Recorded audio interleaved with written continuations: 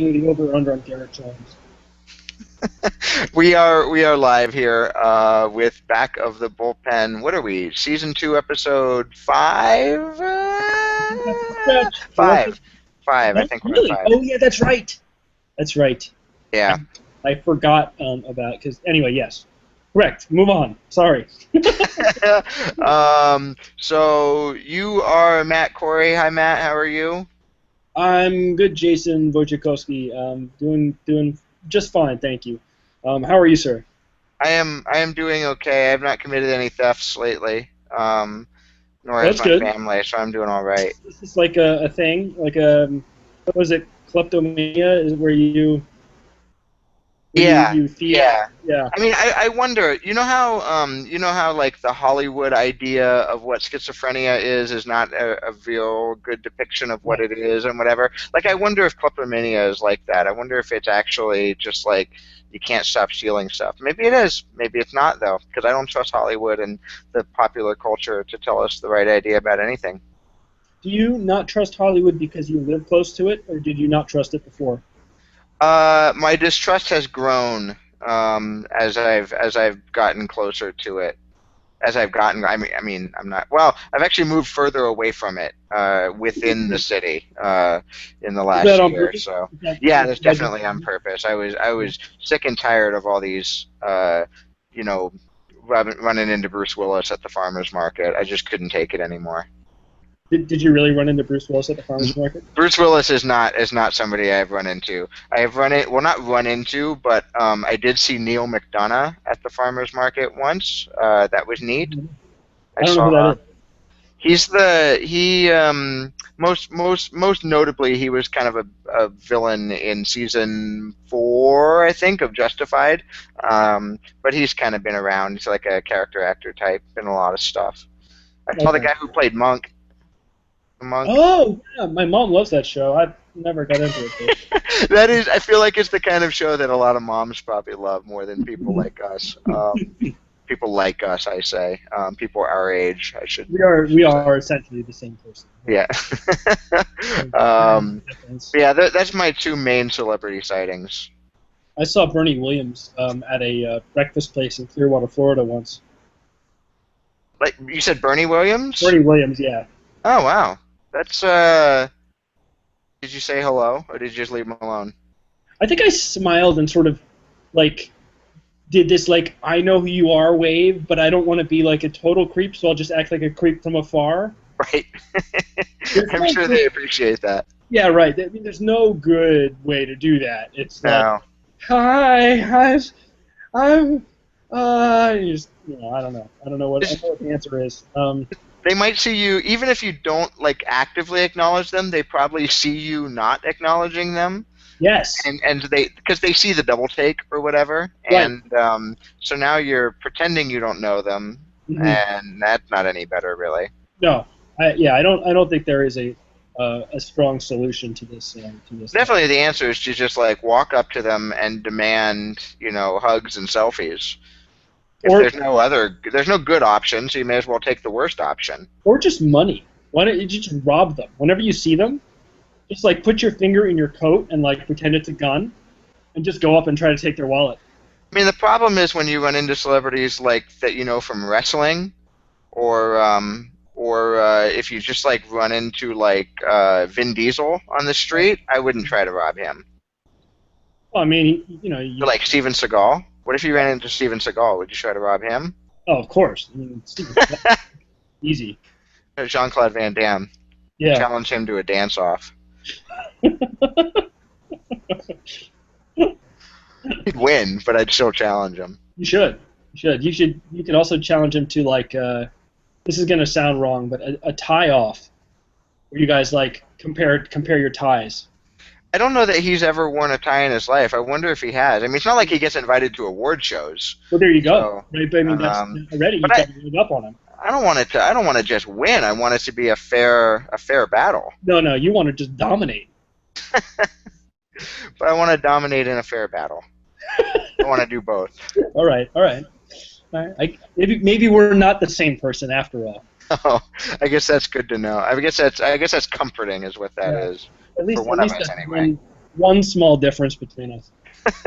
That you would rather dominate Jean-Claude Van Damme, and I would rather have a fair fight. Yes, Key exactly. difference. It's an important difference. It is. Kind of thing that shows up on personality test. Yeah, that's a question that determines whether you're an ISTJ or an INTCP. I don't know what either of those are. Yeah, I don't either. I just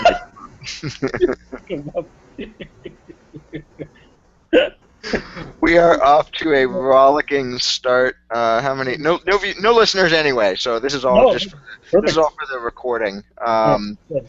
But I'm not editing it out because I don't believe in editing anymore. That's Yeah. editing is violates our own First Amendment rights against ourselves.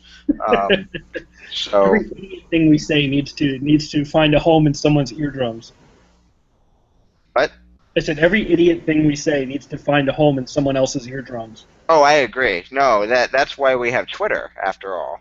That's true as well. I mean, virtual eardrums like iDrums, but either way, same Yeah, idea.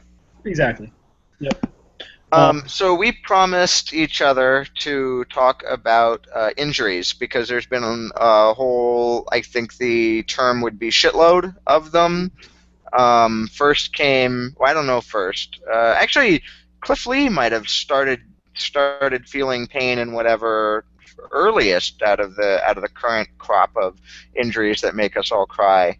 But I feel like the one that everybody knew was a season-ending thing first was Yu Darvish.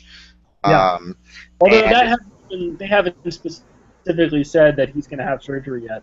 right, I mean, it's not they definitive. could. Yeah, Yeah, he could try to Tanaka, and wait and see what happens. right. But But even the wait and yeah, see is not going to be like, oh, he's back in a month. It's going to be it's either the whole year or at best, what the rehab approach has been like a half year kind of approach, right? Or a couple.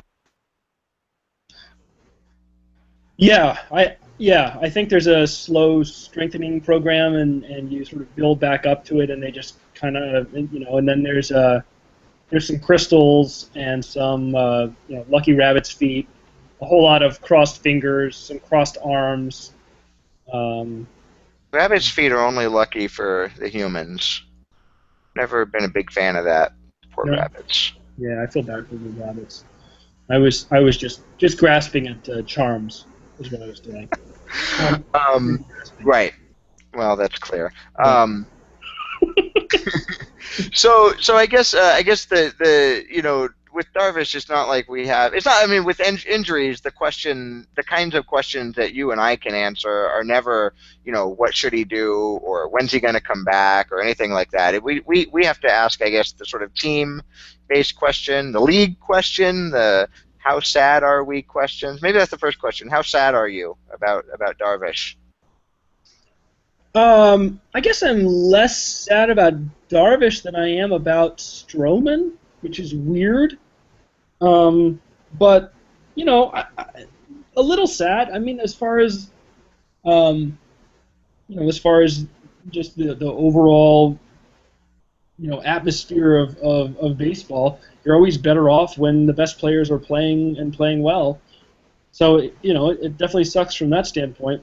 I don't know. I mean, I feel like every year we go through this now. This is like a thing that we do, and it's like, all right, baseball started. Hooray! Oh, someone's shoulder just went pop. Someone's elbow just went pop. Someone's knee just went pop. And I mean, it's almost like one of the things I'm that I don't like about football, and that sort of makes me less of a fan, is just the utter randomness of it, and so much of that has to do with whose knee explodes at any given moment in time. Um, and baseball, I don't know if it's there yet. I don't think it is. I don't. The injuries are different and not. I don't think as violent or awful.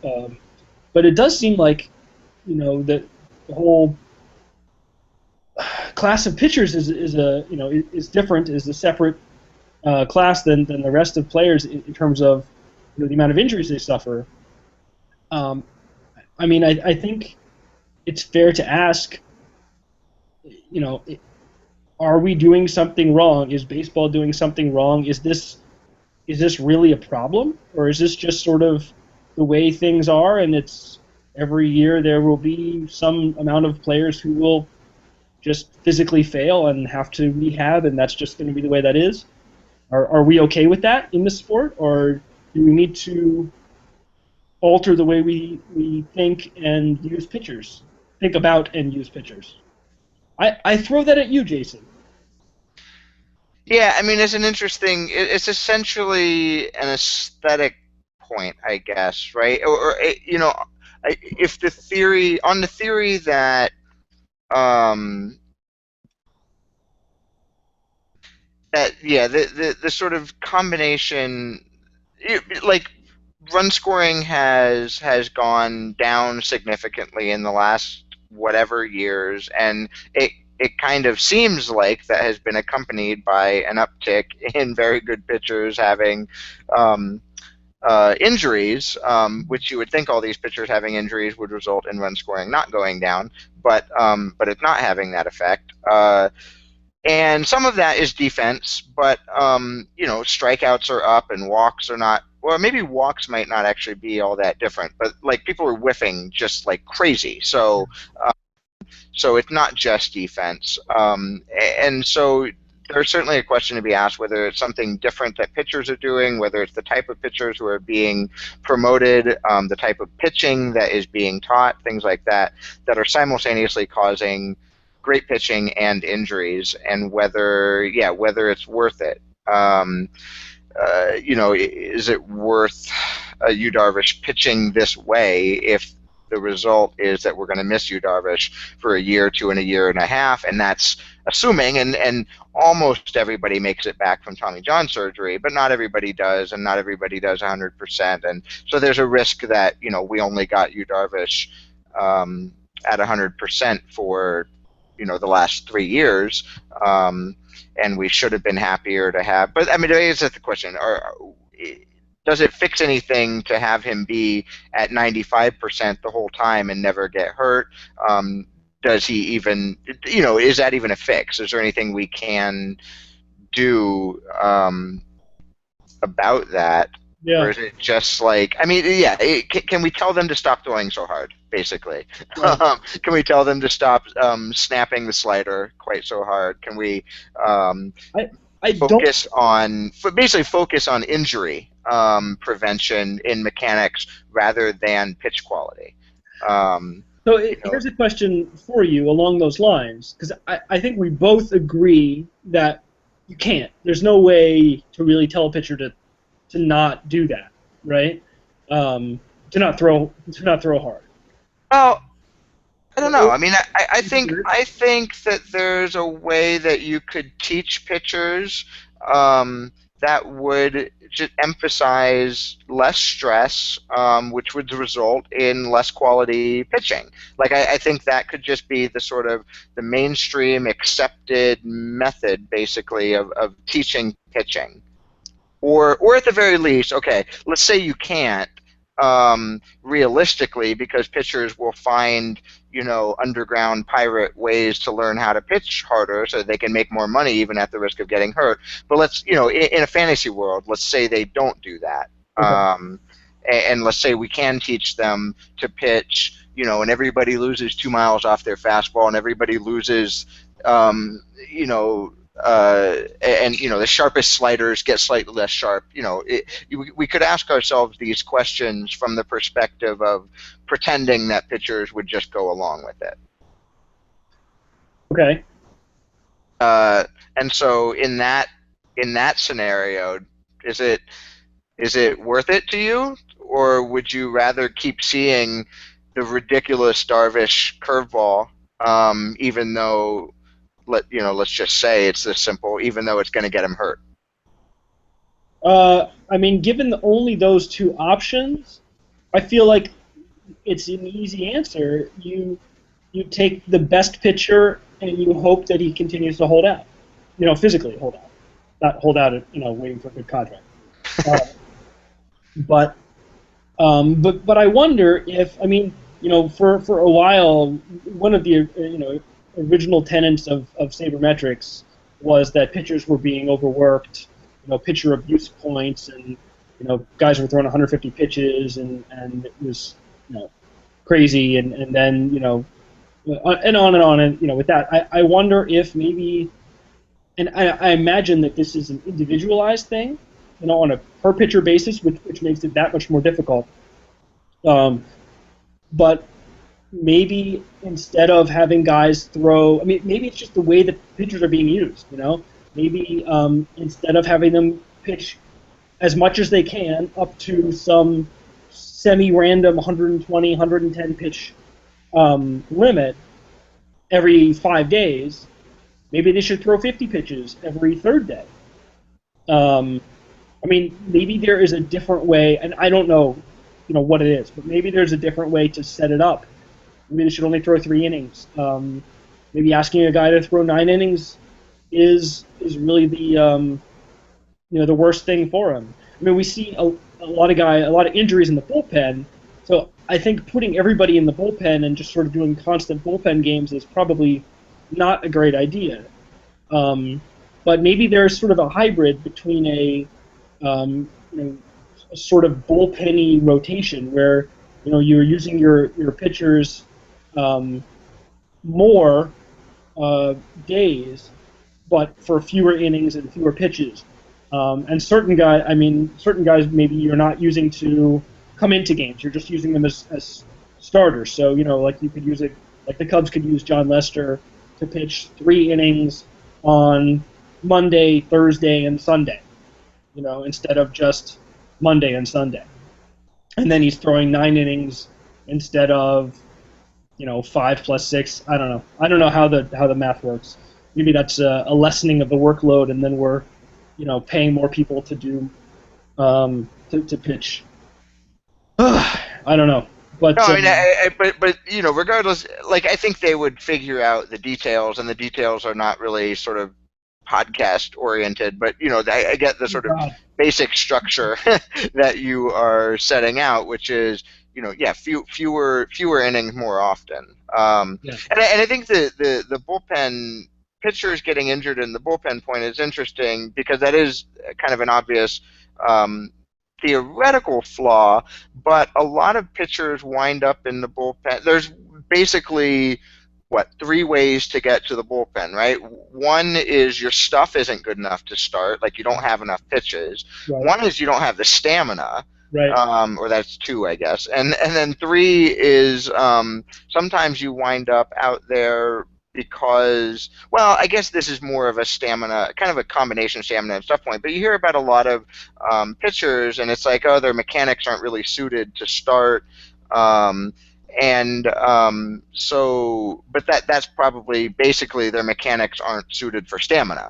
So it's basically stamina or stuff. Mm-hmm. And I imagine, so when you have players, taking a player who has the stamina, just the physical ability to go more innings, and asking them to pitch more like a bullpen pitcher is a different question from asking someone who doesn't have the ability, the physical ability to start, right, to pitch like a bullpen pitcher. So the injuries thing doesn't wind up being an apples to apples comparison. I think bullpen pitchers do get hurt, but that doesn't mean that starter types would get hurt at the same rate that bullpen pitchers currently do. Correct me if I'm wrong, Jason, and I very well could be, but I feel like the reasons, or some of the reasons that guys get hurt out of the pen are because they're throwing so much, right? Like they warm up, then they sit down, then they warm up again, then they come into a game and they throw 15 pitches as hard as they can possibly do it, and then the next day they warm up, and they warm up again, and then they come in and do throw 15 more pitches, then they take a day off, then they come in again. I mean, it's this sort of, there's no order, really, there's no structure to it. So I don't know if a mental break plays anything into it at all, but it seems like that sort of lack of of structure, that kind of up and down and throwing maybe a lot more than you would actually see on in the box score, um, would be problematic. So if you're kind of removing that, and using guys in a more structured way, so you're actually giving them time off. Um, I don't know. Maybe that. Yeah, and I think the smart teams are keeping track, and maybe dumb teams have been too. I don't know, but are keeping track of how much pitchers are warming up and factoring that in terms of who they think is available on a given day, who they think needs a day of rest. And so if you create a more rigid structure where you know exactly how many pitches any given player is going to throw, you I won it.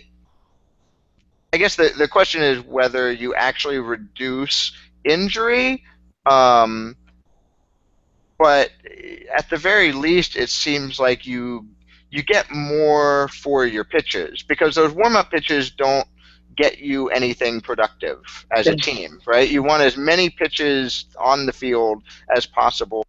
Um, uh, you want the ratio of pitches on the field to pitches off the field to be very high, Yeah, and so absolutely. so the less you warm up, the better off you are. So yeah, if I mean, like in the All-Star game, nobody goes through this. You're pitching next inning, you're pitching this inning, you're pitching that inning. Same for spring training, right? Right. Right. Except for every once in a while, a guy gets blown up, and it's like, well, he hit his pitch limit earlier than we meant him to.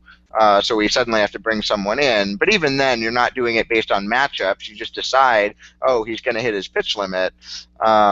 So yeah, there's none of that emergency situation in the spring. Well, I get the All-Star game's not a great example, but more or less in the All-Star game. So yeah, if your pitching staff is modeled kind of that way, then ideally it does help, and it might even. I wonder if you would see even a performance benefit because you know at this point we've talked. Everybody's managers and coaches or whatever have and I think the players may have convinced themselves too that roles matter. Yeah. It's nice to know when you're coming in. Well, what if you knew even more? You're the eighth inning guy, but the eighth inning could be any time. Or you're not going to pitch every eighth inning. What if you really know? When you're going to pitch, to within an hour, not you'll pitch if we're up by within three, in the eighth inning. I wonder if that would even have psychological benefits, or if it might disprove once and for all all the roles nonsense, and it will allow managers to use their best pitchers in whatever innings are they're called for. Yeah, it's interesting, and I feel like I don't know what the tipping point is to use that unfortunate phrase. I don't know what the point is where you actually get a team that would try something that is not currently standard. Um, I wonder when we'll reach that point if we ever will. I mean, I think the way pitchers are used, it's still a large part of it is still comes from the 19th century when when guys really threw incredibly softly. Right. And underhand. Yeah, right. And the mound was closer, I think. 50 feet, I think. But anyway, so I wonder how many injuries we have to sustain, how much money teams have to lose, to pitchers that they're paying to rehab, before some team starts doing something different. It'd actually be interesting to sit down and work it out. Like, would you get more innings out of would the Cubs get more innings out of John Lester if he threw 3 or 4 innings every third day? Or it wouldn't be every third day, I guess, maybe every fourth day instead of every sixth day, or however it works out. I don't know. Maybe I'll actually go through and do the math on that. But I actually had a specific question for you, if we can, about Stroman. Um, Uh-huh. and Stroman, Marcus Stroman, who I don't know if he was going to be the best starting pitcher for the Blue Jays or not, but that's kind of what I had in my head, is that, based on the way he pitched last year and the way he was looking so far and the things were being written about him um, and on and on. I was thinking that he might well be the best pitcher on the Blue Jays, and um, could even be the best pitcher in that division, starting pitcher anyway. Yeah, I think we may have that may have been a mini topic for us 2 weeks ago, right? Is it and it was like it's him or Tanaka basically. Right. Yeah, that's exactly right. I do remember that now. So he tore his ACL. I want to say, yeah, ACL, in his knee, Yeah, on a bunt drill, which has nothing to do with his arm. So I mean, that's just crappy luck, or whatever. that's But Donaldson's fault, as I understand it. aren't you glad that the A's got rid of him? My Yeah, gosh. I mean Billy Bean. There was rumors that he was a clubhouse cancer, and that's why Billy Bean traded him. And Bean took a good long time to to deny those rumors, and so I think everybody thinks they're true. Well, he was. Um, I think. and this proves it. Yeah, exactly. I was going to say. I mean, how many A's pitchers need to go down before you finally get rid of this guy? Um, but anyway, so uh, what do you think losing Marcus Stroman does for the Blue Jays? Where does that put them? How much worse are they now than they were, say, 2 days ago or a day ago? Um, I mean, I'm reluctant it's baseball, right? It's not basketball. It's not even football with 11 people on the field and some guys are kind of more important than others, and some positions are more important than others. But the AL East kind of looked like a dogfight one way or another. Yeah, I don't think this makes the Blue Jays. I don't think this knocks them out of contention. Um, but they had some interesting starting pitching depth in terms of guys who are kind of right now-ish, 4 or 5 starter types, and they traded that to the A's for Josh Donaldson. right. So they're I'm sure they're not going to take that back.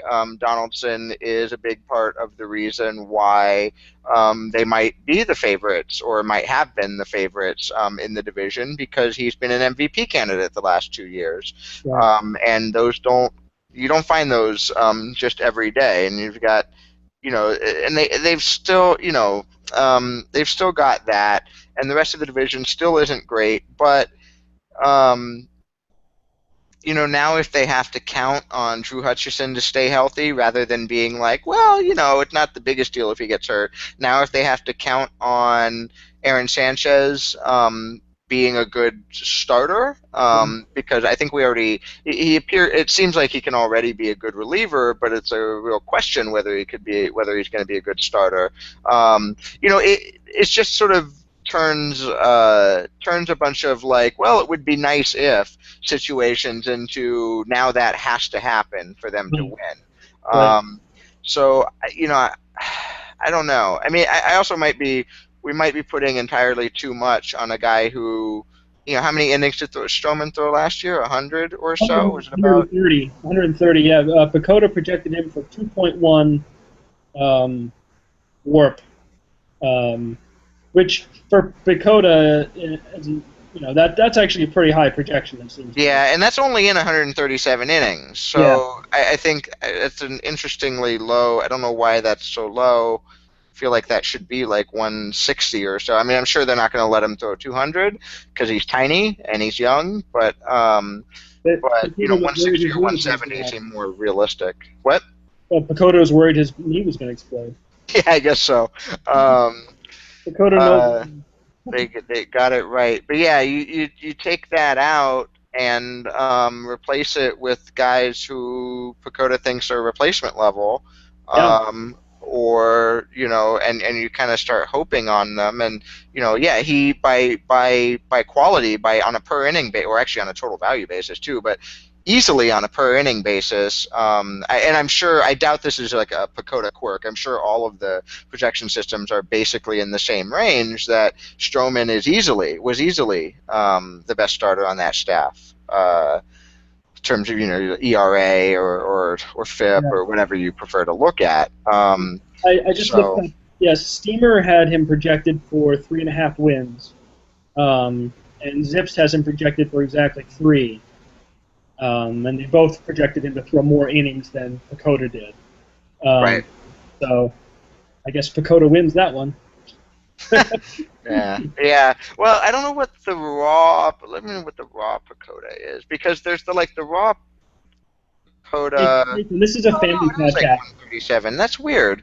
Yeah, Mhm. the depth charts, the Baseball Prospectus depth charts, they sort of manipulate the playing time by hand, because we know whether a guy is going to be platooned or not, and Pacoda doesn't know that, or Yeah, we yeah, know that the guy's going to be a reliever and not a starter, et cetera, et cetera. So that's interesting. I understand. I get why Pacoda as a system says 137. It isn't clear to me why the depth charts say 137. It doesn't matter. He's not going to throw any. Um, So I guess that means the Blue Jays have to trade Donaldson to the Phillies for him. Yeah, that might be. I mean, that's the funny thing is I don't remember who tweeted this. Somebody tweeted today that like we're at the point in the spring of the spring where every injury is followed within 5 minutes by a bunch of questions about whether the team is going to trade for Cole Hamels. And the Blue Jays seem like a perfectly good candidate for that. I don't know that it's a question of whether they're willing to give up top, like a Dalton Pompey or somebody like that, good prospects that the Phillies want to get Yeah, him, but they could certainly use a starting pitcher. On the other hand, you know they might benefit. Yeah, obviously, anybody benefits from Cole Hamels, but they might benefit from just trading for a kind of reliable another Mark Burley, if such a thing exists. If the willing, if the Royals were willing to trade Jeremy Guthrie, right. I don't know that the Blue Jays should turn up their nose at Jeremy Guthrie. No, I agree. I mean, they definitely are going to need another starter at some point. So there's no time like the present to go and acquire one. My understanding is that they can't take on payroll.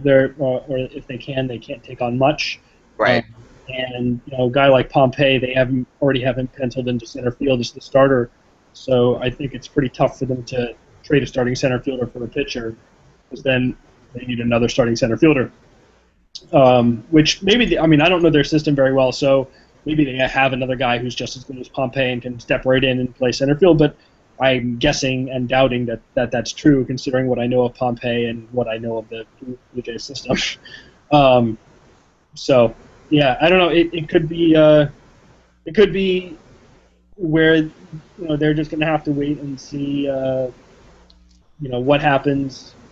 I don't know. It's I Yeah, I feel mean, like spring is a hard time to fill holes because everybody's in first place. right. So that's why I was sort of backpedaling on myself in that sentence, because I was thinking, oh, well, maybe they just wait a couple months. Someone will fall out of the race and they can, but nobody falls out of the race now. This is the wild card. Guys Right. don't, teams don't even fall out of the race by the trading deadline. So yeah, I don't know what they'll do. Yeah, I don't know unless they go out and start. I mean, they already traded Graveman, so stuck. That's a joke. I was attempting to laugh. Thank you for trying. Um, Didn't work out for me. well, you gave it the Didn't old really college work out for try. you either, I That's guess. so. Um, Um, so, have we solved this problem?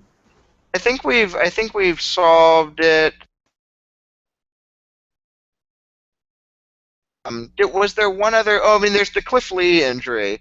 The question I wanted to ask you about Cliff Lee is, if this turns out to be career ending, are you sad to see Cliff Lee go, or um, at this point is it sort of, well, he was getting to that point anyway? You'd already started to resign yourself to losing him. You know, it's not that devastating. Actually, Lee's a guy that I feel like, I mean, he already kind of pitches like an old player. He's a pinpoint control guy. He's not a speed gonna break your bat with a whatever he throws kind of pitcher. So those guys are kind of fun to watch age, just to see, well, what's going to go wrong. He already pitches like he's 40, and he's a 5-win pitcher when he's healthy. So yeah, I mean it kind of sucks. I mean, even though he was, I guess if he was healthy, the Phillies would have figured out some way to ship him out of town probably. Although I think he's due like $30 million this year. Yeah, it's not, his contract is not, like, there's not necessarily the most buzz about trading him because he is 25. It looks like 25. He's got a $12.5 million buyout on his. Yeah, So yeah. But at least that option's not going to vest. Well, it won't, but it'll still cost him 12.5 to buy him out. So Yeah, you add that to whatever he makes this year, then I think it comes to like $37 million or something for one season of Cliff Lee. yeah. So Amaro, I guess. I don't know. I mean, it's sort of hard to kill a guy over that signing. It's a crazy amount of money for a pitcher. But Lee was really, really good before he got hurt. And they got to the World Series with him, right? Or did they? Yeah, because he's been there since, 2011. So no, they didn't. Oh, wait, let me find his postseason. He pitched, right. Wait, what? He was part of that. The. Oh yeah, he left and came back. So he pitched in 2009 in that World Series. But then in his second stint with the Phillies, Yeah. which is where this contract comes in, no, only the NLDS in 2011. Right. Yeah, that's the thing. Is the sort of and I buy it to an extent. The kind of newish. There's a little bit of a backlash to the Amaro is stupid stuff with, like, well, I mean, they were trying to win. They were trying to win now. His mandate, his specific mandate, basically, when he was hired, was to keep this thing going and keep winning. And so he did what he had to do, and it worked for a while. And this is just the necessary pain. It's not necessarily the Amaro pain. But That's a really good point. when you're looking at Lee from 2011. I mean, 2011 he only made $11 million. Very backloaded contract. But from 2012 to 2016, no playoffs, and or I guess 2015 with the buyout, no playoffs any of those years, and they're still paying him all that money. So that's where you start. That's where I think there can be legitimate criticism. They in the original acquisition, they traded young players, whatever. That's where I think it becomes more powerful to say that, look, that's Amaro's job. He was told to go win. But the back of this contract, yeah, it's ugly. Well, yeah, I mean, he did. I think, and I have to certainly do this. It's easy to kill him for the way that he set the team up. But if you really do believe in the idea that, that the playoffs are a crapshoot, and I do to a large extent. I'm not going to say 100%, but I definitely do to a large extent. I mean, he got the Phillies to the playoffs a number of times, including once, I believe, with the best record in baseball, I want to say, or at least 2010 maybe. Yeah, the Phillies won 97 games in 2010. That's the best record in baseball, and did not go anywhere in the playoffs. So I, what what do you do with that? That's just crappy luck, I guess. I mean, I, I I think you have to give Amaro some of that credit, and for sure, and some of it also goes to Pat Gillick, who put the team together that won the World Series in 2008 um, together. But anyway, I didn't mean to get off on a Ruben Amaro discussion, but We have to talk about Ruben Amaro every episode. I think that's a rule of a baseball, not this podcast in particular, just baseball podcast in general. yeah, kind of. He's a very interesting person for some reason. It's kind of fascinating that he is still the general manager in this era. Um, And I mean, like teams, I feel like have not necessarily been shy about firing guys, even without much reason, because they don't believe in what they've been doing. I mean, Paul DePodesta lasted not even quite two full seasons, but not even quite 2 full years. I think calendar years with the Dodgers. Went to the playoffs in one of those years and got fired when new ownership came in. That's the thing. And I think new ownership is a big deal. I mean, that's right. a lot of times that's why guys lose their jobs whether they should or not. And the Phillies haven't had new ownership in like I don't know, Century, 100 years. Yeah, so I think that's a large part of the reason that Amaro is still where he is. Yeah, and it's also, as I understand it, pretty family owned, as Yeah. opposed to the more corporate style. Even when an individual owns it, there's kind of a corporate approach to ownership versus a family approach to ownership. And when it is a family, it's there's like a likability factor. And Amaro, maybe not to everybody, but it seems like he can be charming when he wants to be. You can there's a way to look at Amaro and see, yeah, he can make himself liked among the people that he needs to buy. You could absolutely see that dynamic working. And it's entirely possible that's not how it works, but like when the Dodgers are owned by like Guggenheim Partners or whatever, you have to please Stan Kasten, the sort of baseball man, president of the team. It's not about pleasing some random rich guy who owned the team and because his dad owned the team or whatever. It's not a Yeah, Steinbrenner no, situation. no, that's a good point. That's an entirely different different skill set, I guess, in terms of it's interesting too because like if you listen to I don't know if you, but if I listen to Theo Epstein interviewed, just about everything he says is impressive to me. Like the way he speaks, the intellectual heft that he has, the way he answers questions, and all of it I think is impressive. And I feel almost the exact opposite about Amaro, who I've heard interviewed many times, and I feel like a lot of times it feels like he's kind of making things up or guessing, or it feels very un-Epstein in that way, I guess.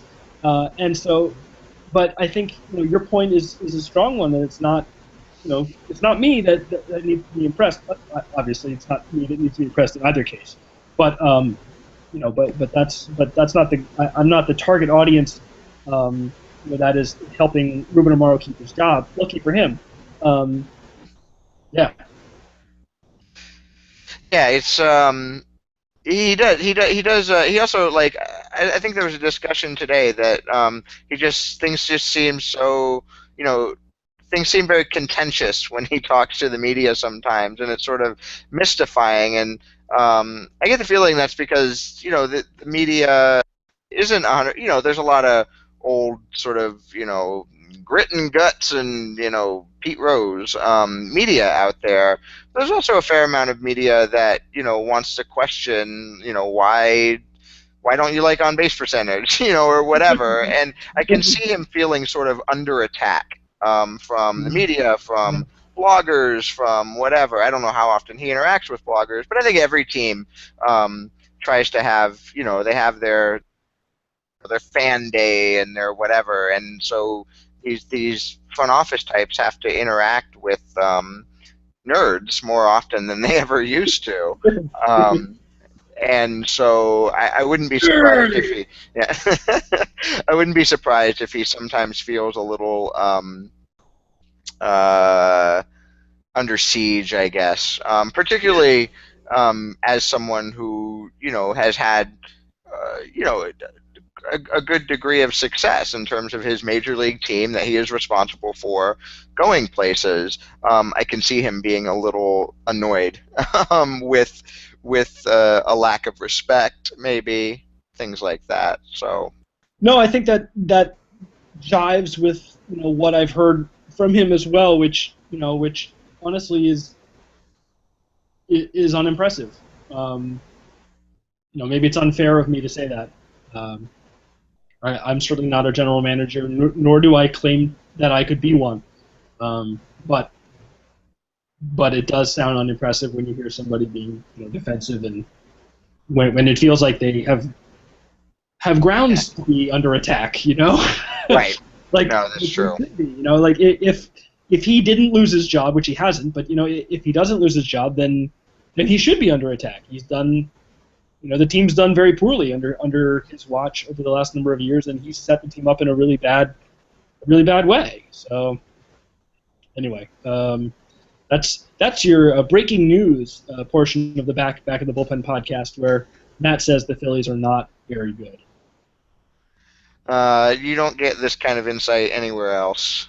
It's true. That's why you tune in to the back of the bullpen podcast. True. The front of the bullpen podcast, they just skip right over stuff like this. Yeah, no, they just go straight to how awesome. How awesome they are. They talk about themselves all the time. They talk about themselves all the time. That is really true. Bunch of assholes. Front of the bullpen. Terrible. Fuck you, front of the bullpen. Don't know how they won all those Emmys. I think you should egg their house again. I know they live nearby you.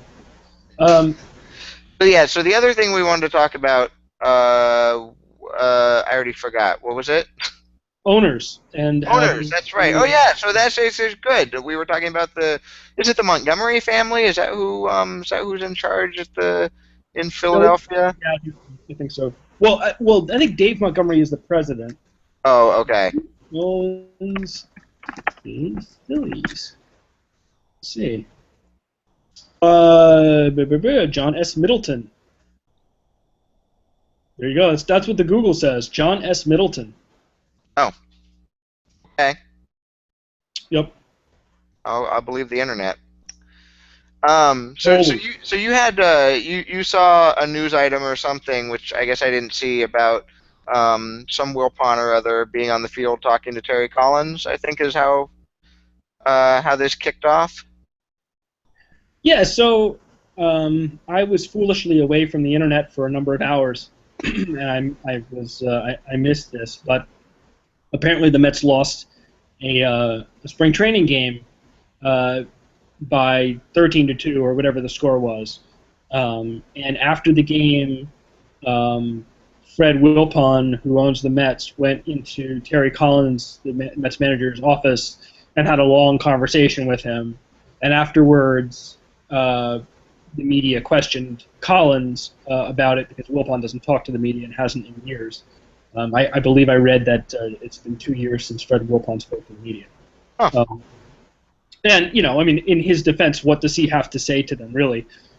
But anyway, so then he left Collins to answer for this meeting, and Collins said that, he just loves to talk baseball, and, I guess the implication was, and this is what was written in places like Hardball Talk, that that Collins had gotten reamed out by the owner for losing a spring training game.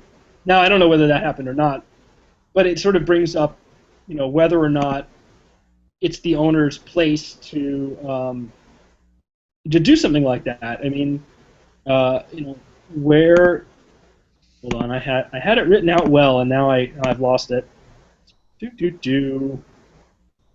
There it is. Yeah. So I mean, what is the role that an owner plays? Is it appropriate for for Wilpon to come into Colin's office and yell at him? Is it appropriate for him to veto trades and signings, sort of like we've heard the owner of the Orioles, and Peter Angelos, has done on multiple occasions. Um, what and as we were discussing before hitting record, um, where does all this stand against the your perfect ownership? Those are all the questions that I'm putting in a bag and handing to you. Well, I would say two ideas of very imperfect ownership. I think one is the Ken Kendrick model in Arizona. Ken Kendrick notable for going on the radio and just ripping new assholes for players he doesn't like, which mainly involves like players he doesn't think he's like old white guy, gritty and gutty enough or whatever. Like Yeah. I'm still not convinced that Kevin Towers actually believed half of the bullshit that he was spewed the last 2 years about. If it had been me, I would have been firing a bucket of baseballs or whatever. Right. About like not getting into beanball wars. Like I think I got this. I don't know. Maybe I just have too much residual love for the San Diego version of Kevin Towers, who was kind of a, not a Billy Bean. He wasn't sort of out there talking about stats, but always built good bullpens and did things that small market teams can do while he was in San Diego, and kind of became a little bit of an internet darling. In the first internet darling era, the pre-Twitter internet darling era, and so I kind of loved him on those grounds. And maybe I just defended him too much. Maybe he really does believe in throwing baseballs at people. But in any event, I always kind of started that basically, and put Towers in a position where he felt like he had to say those things because Kendrick's going on the radio saying like this player's not trying and that other player's loafing and this and that and the other. Right. And I definitely do not want, and I'm glad I don't root for a team that ownership takes that approach, because it's such a, like they go out, ownership goes out in public and says all that, and what can a player say back? The player doesn't even get to interact with the owner. It's not like they're the manager. The Right. manager is the highest level guy that a player is ever going to interact with, except in the off season negotiating a contract. And that's the agent's job. For the most part, it's the manager. And so if the manager says something shitty about you in the press, then you can go into his office and say, I didn't appreciate that. But when the owner does, what are you supposed to do? It's unfair, I think. It's rude, and it's not a good human being thing to do. And I would rather have, none of these owners are all billionaires, so they're de facto terrible human beings. But I was just going to say, I mean, I find it hard to believe, Jason, that any of the owners of baseball teams are bad people. I yeah, mean, it is. Well, the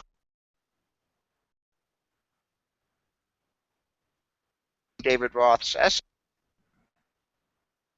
this year's BP Annual is the weird sort of culture of goodery, basically, that the Montforts have created.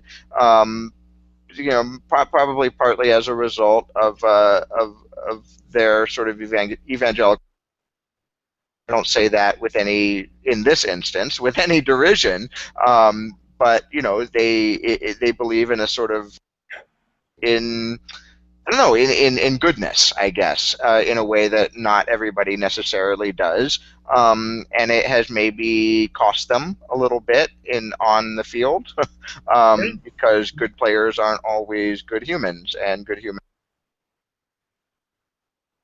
on culture in your organization can be good, I guess, because then you don't get Josh Sale and Josh Lukey both in your organization, like the Rays have or had. Um, but but the Rockies haven't been any good for a while, so maybe it wasn't working. So that's sort of two models that I wouldn't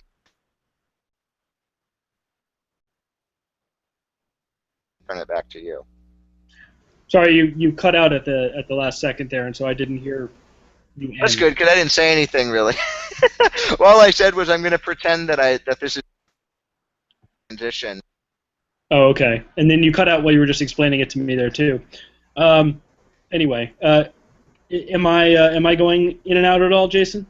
Not now. Okay, good. So it's my turn to go in and out. Ugh. So it seems like this. I enjoy our new format, or with the recording thing, but it does seem that occasionally we hit one of these sort of choppy internet waters where I lose half of what you say, then I have to kind of guess at what was in the middle. I think that makes for an exciting and randomized podcast. It's all dice rolls, whether we're actually having a conversation or whether we're just talking in the wind. My fear is that I'm going to go, that's a good point, but how about this? And then I'll say the exact same thing that you just said. Well, I like that, but I'm actually going to take advantage of this from now on and say some like really awful, terrible thing about your family or something, and hope that you didn't hear it, and then have you go, that's a good point. Very excited for this to work out swimmingly. Great point, Jason. Yeah, I think as far as the whole owner thing goes, I think it's really hard to tell. I feel like it's Wilpon's prerogative to go in and rip his manager a new one after a spring training game. He should be allowed to do that to the extent that that he is allowed to treat any employee of his badly, which is obviously not ideal, and I don't like it. But he is the owner, and so if he wants to go in and yell at the manager after a spring training game, fine. The one thing is, that when he does stuff like that, he can't be bewildered when he gets bad press. And it's a very easy story for the press to say once they see him coming out of the manager's office, or if they hear him yelling at the whatever it is. I know this isn't exactly what we were just talking about, but it just, I don't know, the sort of the Mets ownership is kind of the it's the Ruben Amaro of ownership to me. Like, it's shocking that they're still in charge, and despite a consistent track record of lousiness, and yet they're still here, and they've got this team which should be a big market team, and they run it like it's not, and they run it badly like it's not. I don't know. I'm very interested in the Mets ownership. I guess in the same sort of way I'm interested in in Amaro for that sort of same reason. It's a little bit like when you're driving on a freeway and you see an accident and you slow down to look at it. Yeah, I mean, you'd like to see baseball. I think we all applauded when you know what, Frank McCourt, you are taking the Dodgers, and due to your own personal money problems and your divorce and various other things, not running them in the way that they could be run. So you're done. You're out. You're out of the club. This is a private club, and we're kicking you out. And then you've got the Mets spending half the money that the Yankees are, and yeah, the Mets aren't as popular as the Yankees, and their media deal isn't quite as strong, but they shouldn't have the payroll of the Orioles, or they should have the payroll of the Angels at least, but they've got their own. The team has its own money troubles, and they're being loaned money and having to pay it back, and having to make payments and getting defrauded, and all sorts of stuff. And baseball is like, you know what? You can keep owning the team, and in fact, we're going to put you on our finance committee. That was the sort of galling thing of a couple of weeks ago is the announcement that Fred Wilpon is on. I don't know if I'm googling this. That Yeah, the Finance and Compensation Committee is what Rob Manfred put Wilpon in charge of. Right. And it's probably not as stupid as it sounds. These things are never as stupid as they sound. I don't think Manfred's a stupid person, but it sure does sound stupid. It sure does. um, Yeah. It sure so, does. like, I feel like optics matter in a certain way. I feel like it's not clear to me. It isn't clear to me that McCourt, quote unquote, deserved to have the team sort of taken away, have him forced to sell the team any more than the Wilpons do. And Yeah. yet, yeah, here we are, still with the Wilpons, still with taking. I have a lot of Mets fan friends. I like the Mets fan base. I think they're fun. I think they have their own sort of torturedness in a way that Cubs fans kind of do. It's sort of similar, where there's really no reason for teams in these cities with these kind of resources to have been this bad for this long, and yet they are. Yeah.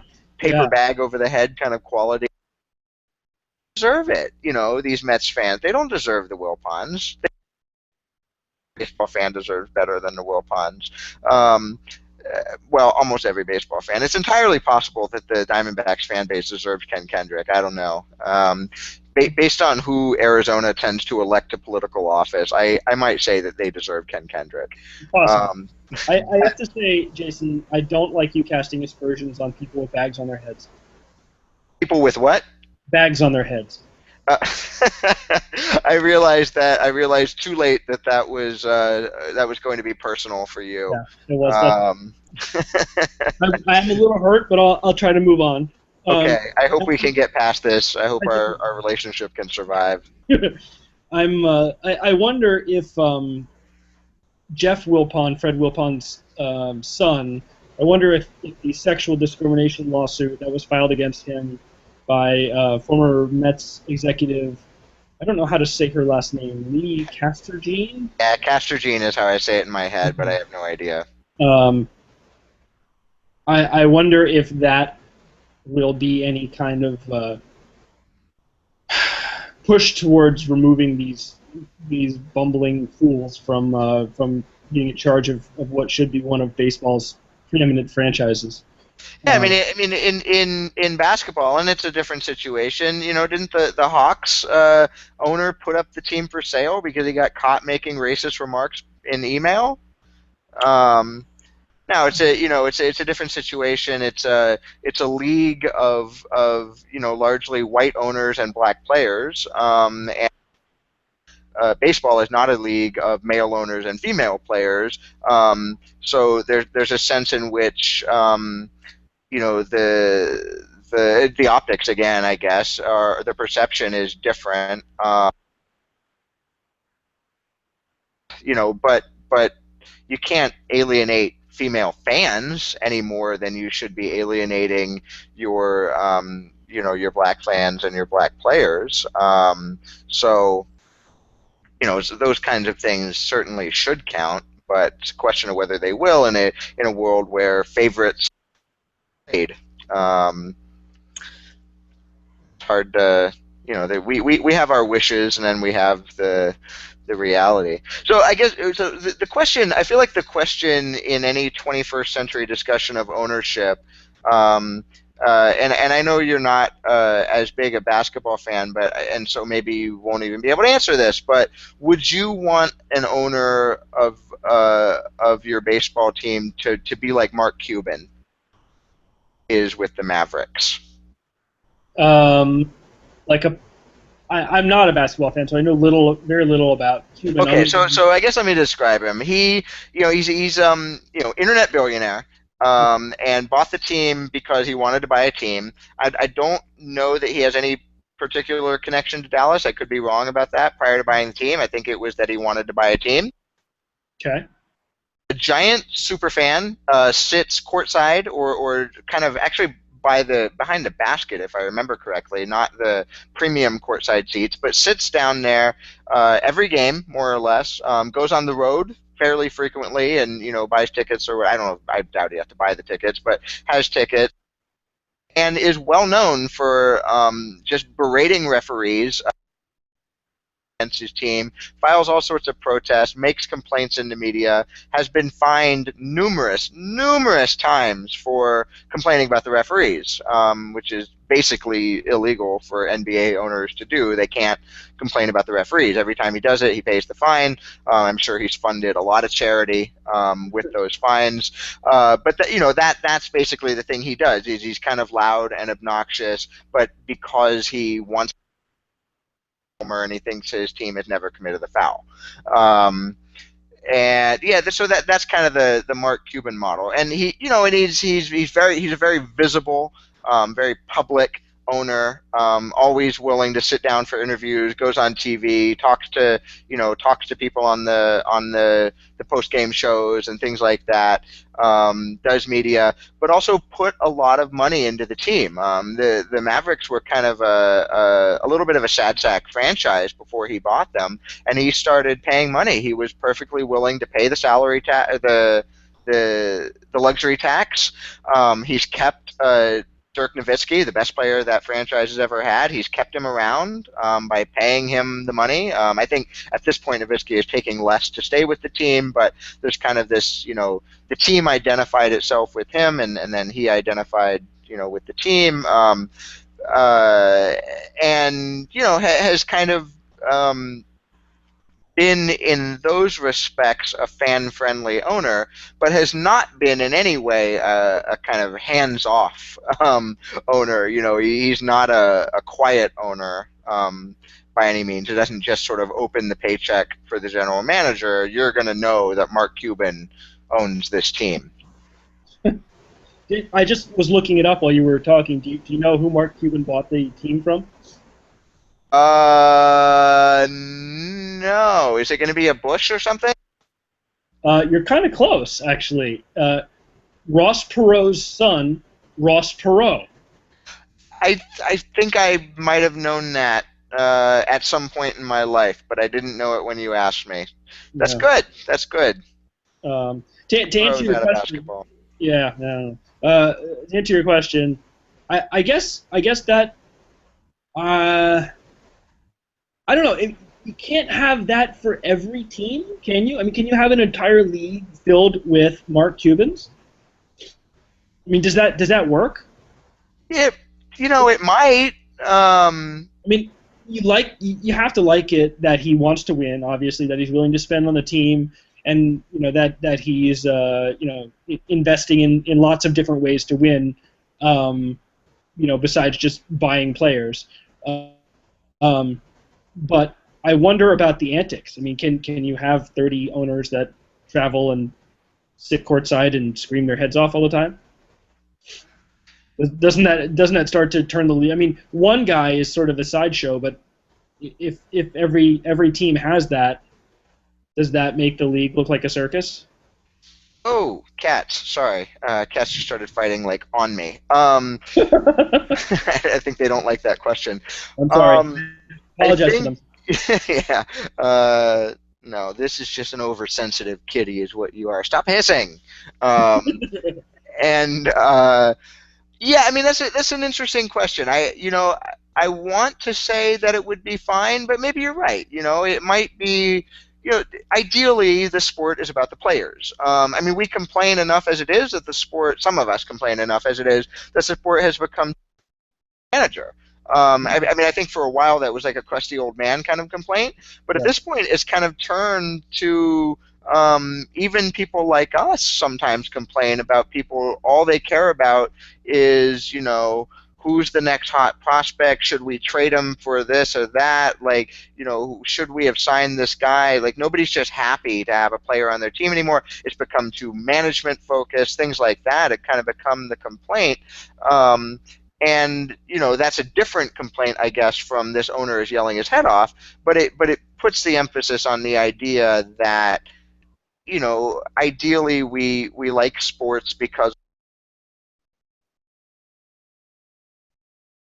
therefore, to the extent owners are loud and angry and obnoxious and on TV, that takes focus away from what's on the field. And if that's the entire league, then you're right. I mean, it might be, um, we might stop appreciating that. It might be that we need a balance.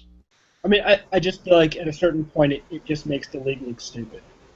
I really I don't know if I was looking at it from the more sophisticated point of view that you just outlined.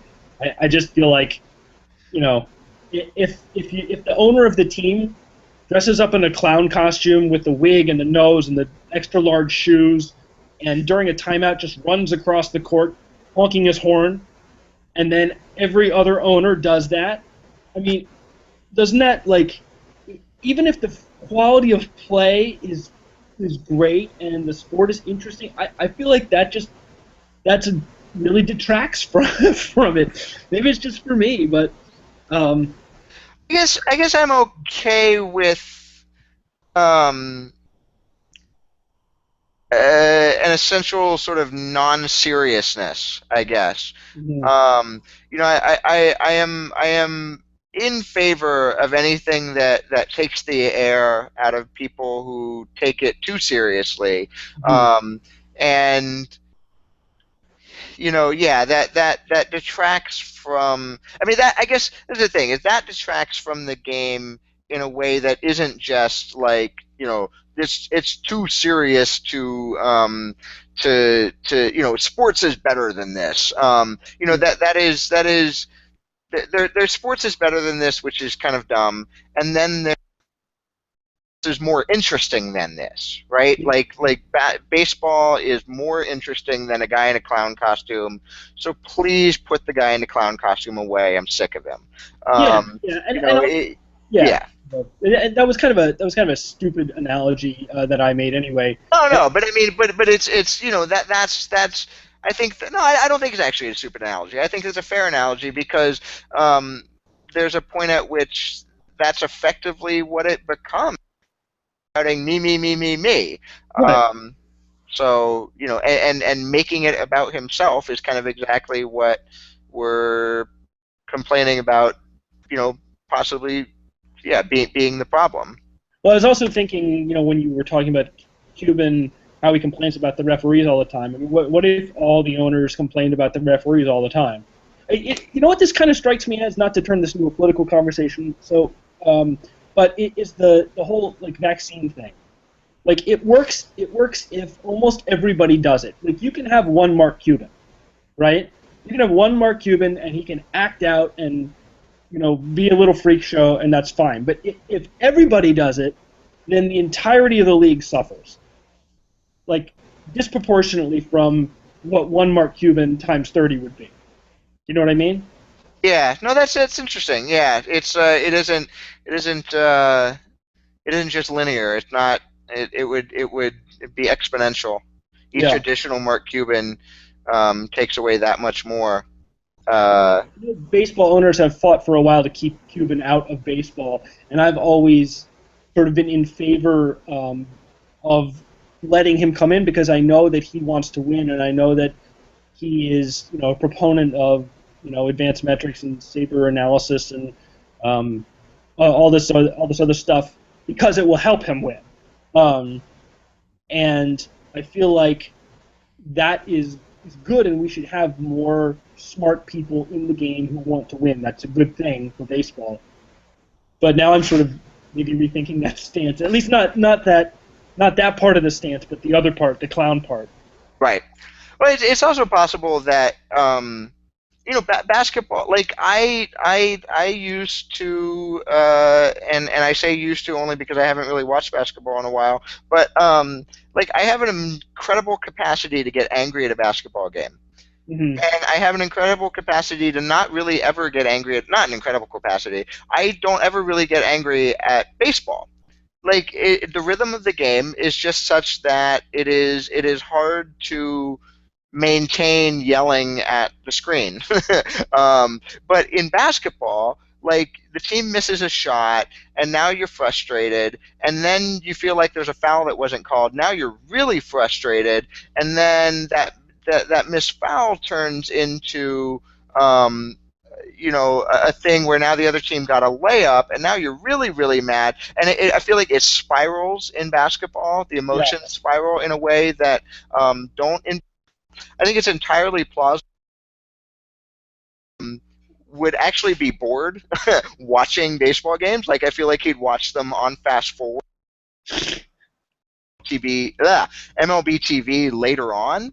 I feel like like Billy Bean doesn't watch the games kind of thing, but that's because he gets too mad. I would not be surprised if Mark Cuban is just like can't sit still, can't deal with it, and doesn't watch the games, and is actually like less of a presence in baseball. And that's just random guesswork.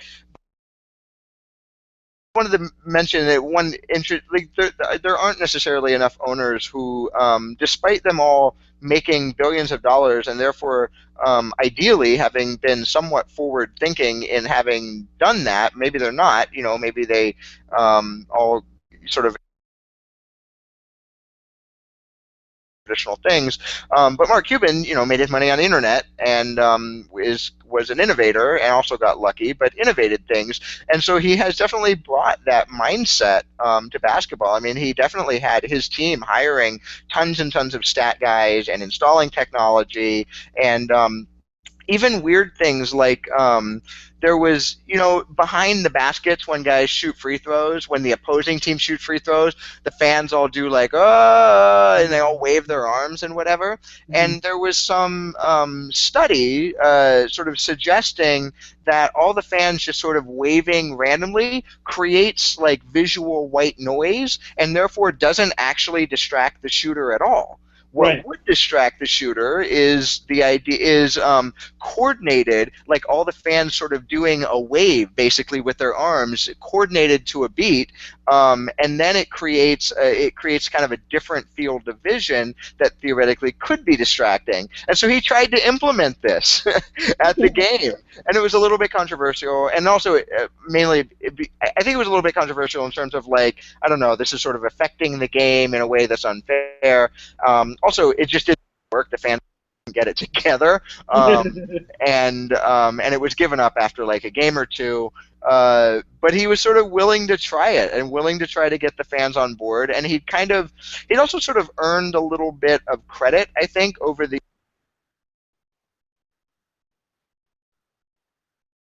for for yelling and screaming and for spending on the team and for helping build a team that went to the playoffs.